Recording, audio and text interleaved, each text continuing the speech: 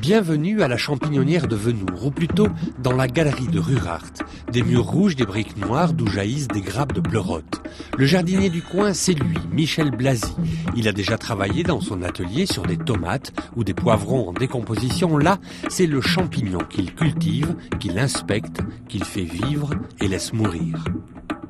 C'est vrai qu'il y a toujours une part qui m'échappe et c'est peut-être ce qui m'intéresse de travailler, c'est-à-dire d'être dans un peu comme un jardinier, c'est-à-dire d'avoir des désirs et puis en retour, ou en tout cas de devoir travailler avec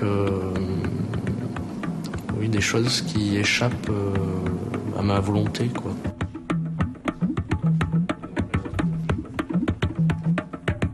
On a effectivement une grande quantité de sauce tomate sur les murs, de concentré de tomate, plusieurs tonnes de pleurotes, des micro-organismes qui se développent un petit peu partout, des champignons géants un peu partout aussi.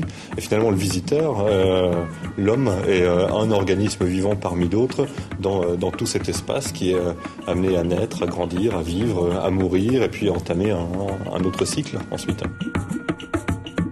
Ce qui m'intéresse, c'est le pouvoir justement de ces matières à donner des formes multiples, justement. Et c'est très intéressant que cette tomate contre les murs puisse à la fois craqueler peut-être, décoller la peinture derrière, mais aussi moisir, rester au mur. Donc tout ça, ce sont des potentialités de la matière que j'essaye de travailler. Ouais.